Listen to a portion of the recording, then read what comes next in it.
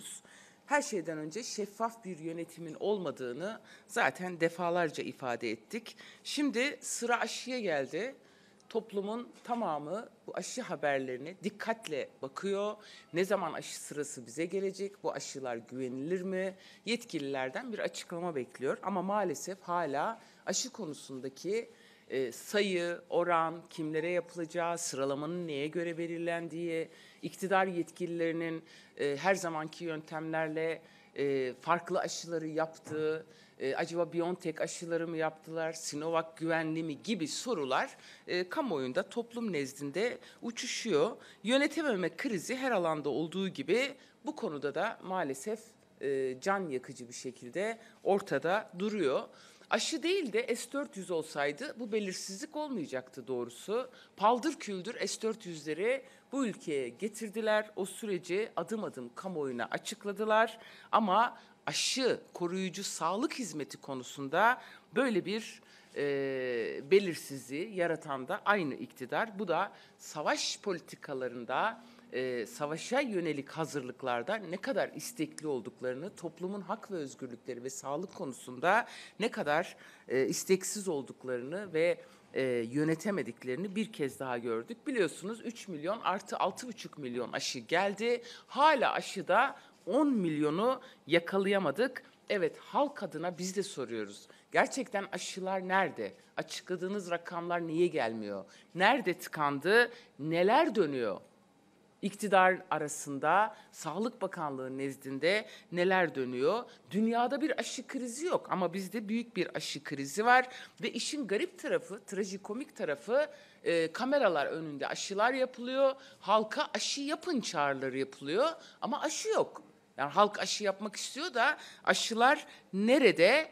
Davet etmeden önce aşıları temin edin diyoruz. Ve nüfusun büyük çoğunluğu daha aşılanmadan, netlik olmadan şimdi kısıtlamaların kaldırılması, normalleşme adımları konuşuluyor. Ama bunun aşı politikasıyla, aşılanmayla paralel olması gerektiğini hepimiz biliyoruz. Okullar ne zaman açılacak diye sorusuna ikinci yarı dönem açılacak deniyor. Ama hala öğretmenler sıralamada değil. Öğretmenlerin ne zaman aşı olacağı belli değil. Ve bu konuda yetkililerin çok sık uyarıları var. Deniyor ki okullar açılırsa öğretmenler aşı olmadan toplu katliamlar yaşanabilir. Eğitim Bakanı bu gizemliliğini kaldırsın artık. Nerede saklanıyor bilmiyoruz ama bir ortaya çıksın ve aşı programının okullarda, eğitim alanında nasıl kullanılacağını da burada açıklasın. Bu onun temel görevidir. Şunu söyleyeceğim son olarak aşı ile ilgili. Evet, kriz üreten iktidar siyasetinin gerçekten sağlam bir aşıya ihtiyacı var. Ve 50 milyonun aşısı yaklaşık, seçmenin aşısı hazır, seçim bekliyor diyerek bu konuyu geçmek istiyorum. Evet, çok temel gündemler var Türkiye'de, her gün değişiyor. Bir gündemde kamuoyundan gizlenmeye çalışılsa da Anayasa Mahkemesi üyesinin seçimi. İrfan Fidan. Evet, yeni Anayasa Mahkemesi üyesi. Bu konu daha çok konuşulacak ama bilerek kapatılan, karartılan bir konu. Bunu özellikle ifade etmek istiyorum. Yani hakikaten başta şunu söyleyeyim. Yargıtay üyeliği 6 gün süren bir taze Anayasa Mahkemesi üyesinden söz ediyoruz. Yani sadece 6 gün. Ve şimdi Anayasa Mahkemesi üyesi, üstelik 107 Yargıtay üyesi de evet oyu vermiş. Daha tanışmamışlar herhalde. Yüzünü de görmemişler. Beraber oturmamışlar da. Ama nasıl olmuşsa bir vahiy gelmiş herhalde. Ve onu yaptılar. Anayasa Mahkemesi üyesi yaptılar. Bilinir bu mesele. Kutsal kitaplarda bile evrenin yaratılışının 7. günde bittiği söylenir. Evet. İrfan'ın ise tüm işleri 6 günde bitmiş. Yani evrenin yaratılışından bile daha hızlı bir süreç. Hakikaten bunu nasıl ifade edelim? İnsan bazen şaşırmıyor değil. İrfan Fidan'ın CV'si tabii ki çok şey barındırıyor. Bunu daha çok anlatacağız. Kimdir İrfan Fidan? 17-25 Aralık yolsuzluk soruşturmaları, Selam Tevhid, şike davası, binlerce akademisyenin atılmasına neden olan barış bildirisi, Cübbeli Ahmet Hoca, MİT tırları, Balyoz, Can Dündar, Erdem Gül, Gezi ve Osman Kavala gibi kritik davaları bagajında taşıyan bir Anayasa Mahkemesi üyemiz var artık. Evet, İrfan Fidan'ın bagajındaki sansasyonel davaları ve hukuksuzlukları hepimiz yakından yaşadık ve bunu yaşamaya devam ediyoruz. Aynı İrfan Fidan 15 Temmuz darbe girişiminden sonra 3000'e yakın kişi hakkında soruşturmalar yürüten bir zat aynı zamanda. Evet, şu anda iktidar ne yapıyor biliyor musunuz? 17-25 Aralık'ın diyetini ödüyor aslında. Yani yapılanların karşılığını veriyor, diyetini ödüyor. Ama asıl diyeti halk ödetecek, toplum ödetecek bu iktidara. Çünkü hepimiz bunun farkındayız. Yani çok önemli bir soruşturması daha var tabii ki. 25 Aralık soruşturması kapsamında kimlere takipsizlik kararı vermiş biliyor musunuz? Yeni Anayasa Mahkemesi üyesi Bilal Erdoğan hakkında vermiş. Muammer Güler, Zafer Çağlayan, Ekonomi Bakanı, Çevre ve Şehircilik Bakanı Erdoğan Bayraktar, Avrupa Birliği Bakanı Egemen Bağış ve aralarında Reza Zarrab'ın da olduğu 96 kişi hakkında, şüpheli hakkında takipsizlik kararı vermiş. Niye bu kadar önemli bir kişi? Aslında CV'sini basının da çok titizlikle incelemesi gerektiğini, bunun temel bir sorumluluk olduğunu da ifade etmek isterim. Bu üstün performansı şimdilik karşılıksız kalmadı. Evet, Şubat 2015'te İstanbul Cumhuriyet Başsavcısı vekili olacaktı. Bir yıl sonra İstanbul Cumhuriyet Başsavcısı. Film izler gibi İrfan Fidan'ın önlenemez yükselişini izliyoruz. Şimdi de Anayasa Mahkemesi üyesi. Evet, bu konuda temel amaç ne? Anayasa Mahkemesi'ni siyasi erkin hizmetine sokmak. Partili bir Anayasa Mahkemesi dönemi yaşamak. Çünkü ara ara Anayasa Mahkemesi istemeseler de eleştiriyordu. Cumhurbaşkanı, İçişleri Bakanı bisiklette binin çağrıları eşliğinde. Şimdi bu atama ile aslında diyorlar ki partili bir Anayasa Mahkememiz olsun, ne istersek onu yapsın, hiçbir karara cevap vermesin dönemidir. Bu meseleyi gündemden düşürmeyeceğiz. Çünkü Anayasa Mahkemesi'nin iktidarın emrine girmesiyle artık Türkiye'de hiç kimsenin hukuk güvenliği kalmayacaktır. Şu anda da yoktur ama arada bir nebze de olsa pozitif kararlarla bir umut vaat ediyordu. Şimdi onu da bitirmeye çalışıyorlar.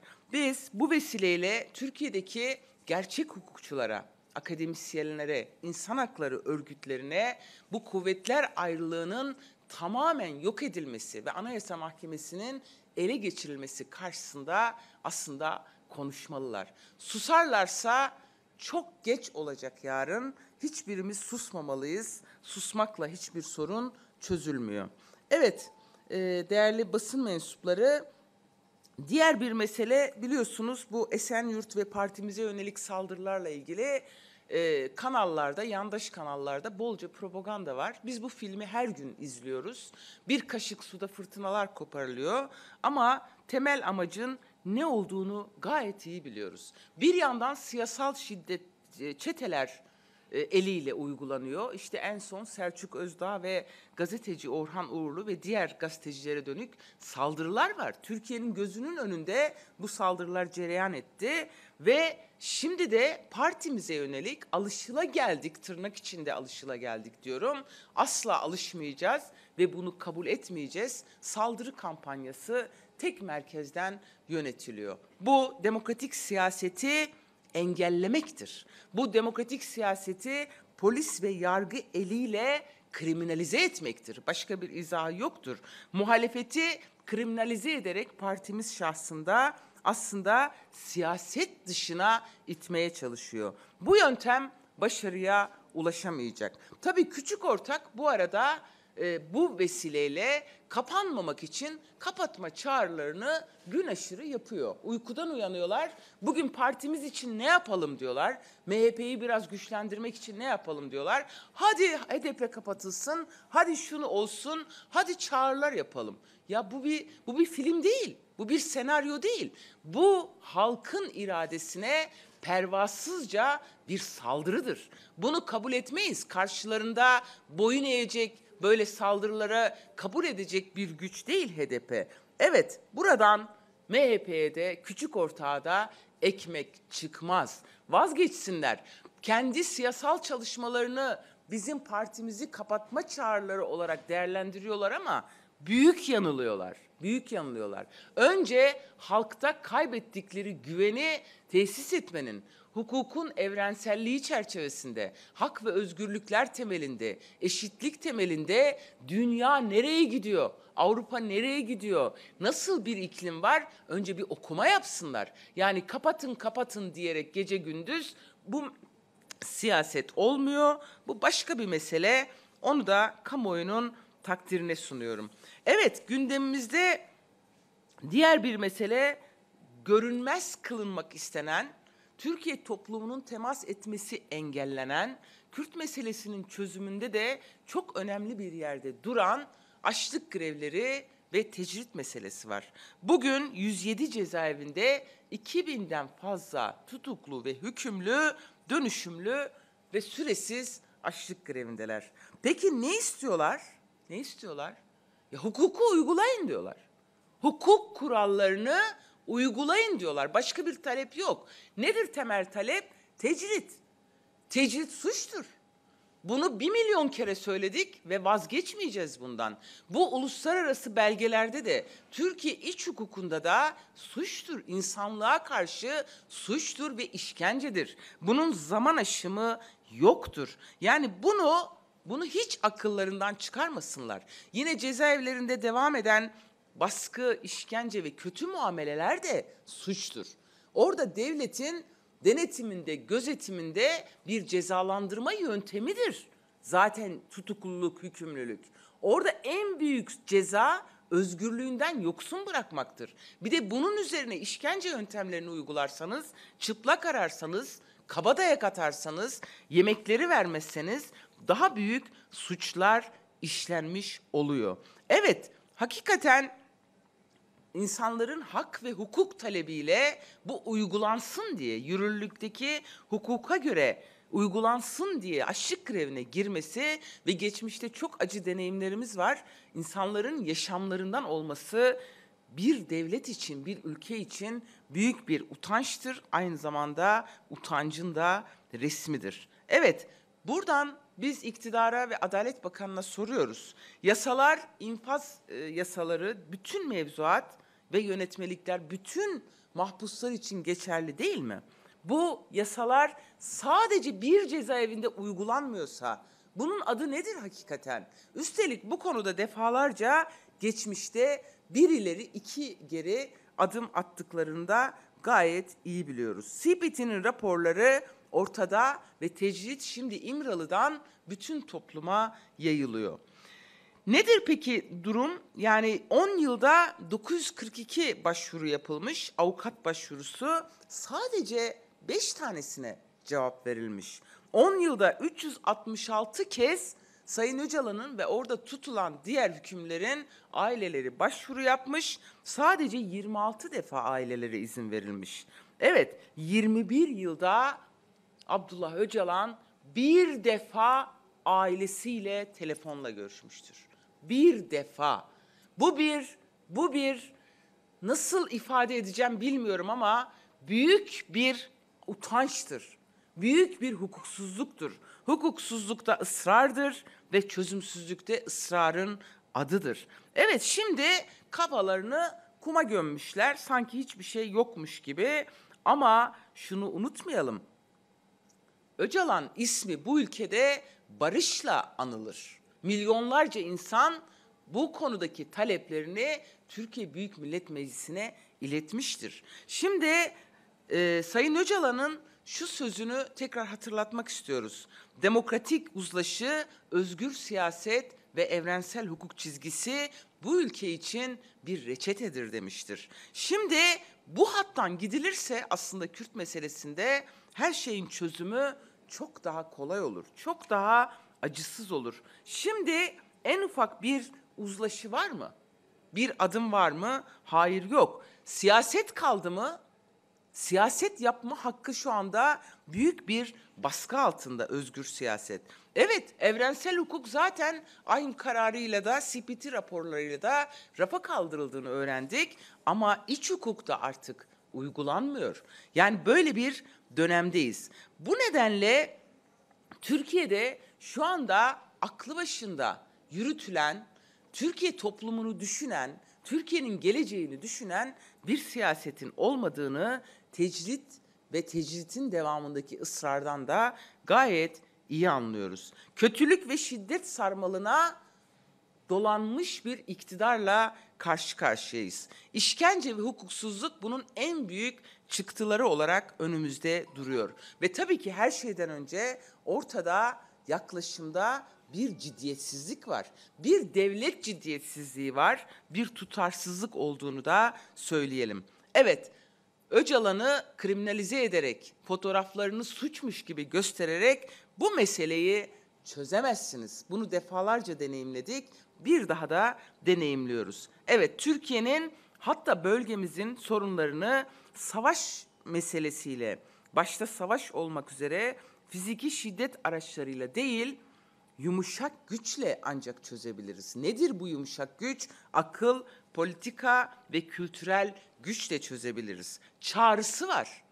Buna cevap verilmelidir. Bu çağrı 2 yıldır orta yerde duruyor ve hala muhataplar cevap vermiş değil. Bu vesileyle şu çağrıyı yapıyorum. Açlık grevindekilerin taleplerini duyun, cevap verin, yeni acılar yaşamayalım, kendi hukukunuzu uygulayın. Başka bir talep yok. Bu açlık grevindekilerin de sesine kesinlikle sesini kısamayacaklarını, bu sesin tüm toplumun sesi olduğunu, adalet, hukuk, özgürlük talebinin toplum tarafından da sahiplendiğini ifade etmek istiyorum. Evet değerli basın mensupları, son olarak partimize yönelik saldırılar şimdi de Gençlik Meclisimize kadar uzanmış durumda. Gençlik Meclisimize yönelik saldırılar hız kesmiyor. Bundan önce de defalarca söyledik. En son dün yapılan, adı operasyon olan bir keyfiyetle aralarında MYK ve Gençlik Meclis üyemiz Sevim Akdağ'ın da bulunduğu 8 arkadaşımız gözaltına alındı. 6 arkadaşımız hakkında da yakalama kararı çıkarılmış durumda. Evet, gençliğe niye yönelim var? Çünkü başta kendilerinin olmak üzere toplumun yaşadığı sorunları korkusuzca görünür kıldıkları, hesap sordukları ve cesurca itiraz ettikleri için defalarca şiddete, işkenceye, tutuklamalar ile gündüz ortası kaçırılmayla ve buna yönelik tutumla muhatap oldular. Devlet bunların faillerini bulmadı. Kaçırıp ajanlık teklif edenlerin kim olduklarını açıklamadı ama bunu ifade eden gençliği gözaltına almaktan da geri durmadı. Evet, insana dair, geleceğe dair her şeye düşman olan iktidar en çok da gençlere düşmandır. Gençlere bakınca gördükleri tek şey söz geçirebildikleri kindar bir nesildir. Bu iktidar genç ve gençlik deyince itiraz değil, itaat istiyor. Hayal değil, teslimiyet istiyor. Umut değil, cemaat istiyor. Gelecek ve dinamizm değil, teslim olmuş bir sinizm istiyor. Evet, bu iktidar gençlerin iradesine kayyum rektör atıyor, geceleri gündüz ortası kaçırıyor, gençlere işkence ediyor, gençlere ajanlık dayatıyor, gençlere cezalar yağdırıyor, gençlerin geleceğini çalıyor ve gençliğin onuru ile oynuyor. Bunu oynatmayız. Bu onurla oynatmayız. Gençlik onuruna tabii ki sahip çıkacak. Türkiye'nin en genç partisi ve tüm kademelerinde öncülüğü gençler olan bir parti olarak diyoruz ki gençlere yönelik operasyon çeliğe su vermekten ibarettir. O gençlik ki ezilen halkların ve yoksulların biricik umudu, sizin iktidarınızın, faşist iktidarınızın, ırkçı iktidarınızın kabusudur. Siz baskı yaptıkça, siz korkutmaya çalıştıkça gençliğin sadece öfkesi büyüyor. Siz baskı yaptıkça gençler sizi tarihin çöplüğüne göndermenin yollarını daha fazla ayırıyor. Sizin korkunuz genç başlayıp genç bitirecek gençliğin ayak sesleridir. Genç arkadaşlarımızı derhal serbest bırakın. Bu yöntemlerle gençliği susturamayacaksınız. Bunu Boğaziçi'nde gördünüz, bunu Batman Hasankeyf'te gördünüz, bunu Ahmet'te gördünüz, bunu Türkiye'nin bütün illerinde gördünüz. Özgür gençlik bangır bangır bağırarak geleceği biz kuracağız diyor. Bu vesileyle bir an önce genç arkadaşlarımızın serbest bırakılması çağrısını yapmak istiyorum ve bu haksızlığa karşı Halkların Demokratik Partisi olarak tüm ve illerimizde her yerde bunun karşısında en güçlü tepkiyi göstereceğimizi de ifade etmek istiyorum. Bizim konularımız bu kadar. Varsa sorunuz yanıtlamaya. Güçlendirilmiş parlamenter sistemle ilgili Cumhuriyet Halk Partisi ve İYİ Partisi'nin çalışmaları olduğu medyada yer alıyor. Bu konuda görüşlerinizi alabilir miyim? Yani bu konuda biz de sonuçta sistem konusundaki çalışmalarımız her zaman vardı. Kamuoyuyla da geçmişte zaman zaman paylaştık. Onların özgün çalışması konusunda bir bilgimiz yok. Bilgimiz olmadığı için fikrimi de beyan etmek istemem doğrusu. Ama bu sistemle şu an Cumhurbaşkanlığı denilen ucube sistemle Türkiye'nin daha fazla batağa saplandığını, bu sistemden çıkmamız gerektiğini her vesileyle söylüyoruz. Bizim çözüm modelimiz daha fazla demokrasi, daha fazla çoğulculuk, hak ve özgürlükler temelinde demokratik, adil, şeffaf bir anayasa çalışmasının yapılması ve bu anayasayı bir an önce bitirmemiz, yani bu yola koyulmamız gerektiği yönündedir. Başka var mı arkadaşlar sorunuz? Yoksa bitiriyoruz. Teşekkür ediyorum.